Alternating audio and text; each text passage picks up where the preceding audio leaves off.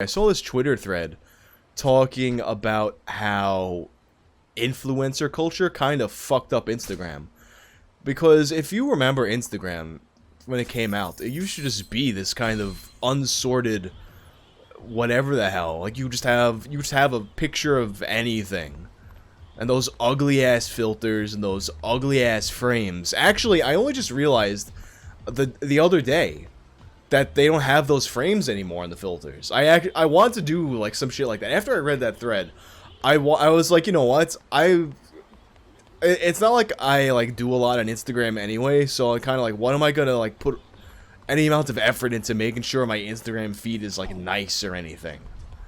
So I'm like, let me just put up a random picture of my fucking dog with one of those shitty old frames, and I'm like, wait a second, the frames aren't there anymore. I put it on manually, but like what influencer culture kind of did is it turned Instagram into like a much more homogenous thing, where it's kind of like you realize that whatever the main things that are going to get a big engagement on Instagram are these like nice looking professional, I don't want to call them modeling photos, but I guess that's kind of, I mean, trying to be modeling photos, I guess, and that's kind of, you know, you open up Explore on most accounts, and that's kind of how it looks.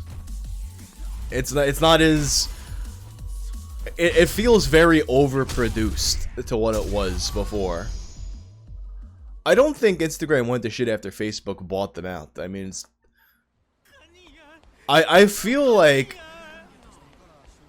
if you didn't know that Facebook bought them out, you wouldn't be able to set a date to when the change happened. That also being said, I remember people swear that it would be so much better on Instagram if they brought back the chronological timeline. It fucking wouldn't be, and like the argument over that, it makes me realize how different people think their behavior is from how it actually is. Because the Instagram algorithm, it shows you things based on the kinds of stuff that you actually spend time with and interact with. So all these posts that are coming out that you think you're missing, and it's like, oh, Instagram's not showing it to me. It's stuff that you never interacted with before. Historically, your behavior has demonstrated that you don't care about these posts. So the only reason you think you care about them is because you know that you're not seeing them. If you didn't know that you weren't seeing them, if there were no timestamps or anything, then you wouldn't miss them. That mentality, that algorithm, that's why that influencer culture has kind of managed to shift the platform in such a way over the years, because that was the kind of content that was getting interaction on there. So your picture of, in your Nashville filter picture with a frame of, you know, what do I got over here? Oh, here, look at this. Here, look at the, if I just post this picture, I'm like, here, look at this face mask that I have. In Nashville filter, it's kind of a garbage post.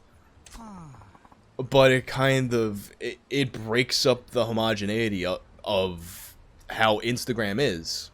So it's kind of like there's basically a small amount of kinds of posts that will get engagement, and now it's all like people kind of worked into it basically whittled down to the kinds of things that will get engagement, because like that's just the kind of stuff that interests people. I guess any platform that has an algorithm, though, there's all kinds of tweaks. Like even on my channel from time to time on YouTube,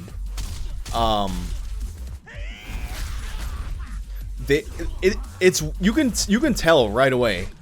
I can tell right away on my channel that something has changed with how YouTube sorts old videos. Because I have the kind of channel where it's the content, it's like evergreen content. It's not like a news channel or anything that's kind of dependent on being current. So you can go back and watch an old video and it'll be fine. But because of that, you'll notice phases where YouTube is pushing old videos more than usual. Like a few months ago, YouTube, maybe not even a few months ago, relatively recently, YouTube was pushing old videos really heavily. Like I would open up YouTube and my front page would be like 3-year-old videos. And during that time, I would notice my old videos were getting a lot more views than they used to. So you could tell there's like, they've been experimenting with different age, I don't know what you would call it, like decaying age on videos. I also think, and that being said, on YouTube, I feel like a lot of times when people complain about the algorithm suppressing them and shit, it's, a lot of times, it's not the algorithm suppressing them, it's that people just aren't watching that shit. I'll still have my cum jar video hit suggested sometimes. I'll still have the 2 girls 1 cup hit suggested sometimes. I'll get suggested views on videos that are demonetized. So it's not necessarily that sort of content gets suppressed.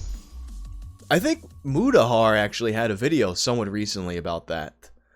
I mean, there definitely is some correlation between demonetization and whether or not you get suggested, but it's not a one-to-one overlap. A lot of the times you'll see a thread about the algorithm pop up on Twitter, and you'll get all these YouTubers whose channels aren't doing well think it's the algorithm suppressing them, and you go look at their channels, and it'll be like some stepped out of 2016 political content with a fucking animated avatar that's barely even fucking animated. And like, mic quality that sounds like it came off my old Packard Bell computer. And basically just giving a political take that 8,000 larger channels already gave. And it's like, oh, you think the algorithm's why your channel's not growing?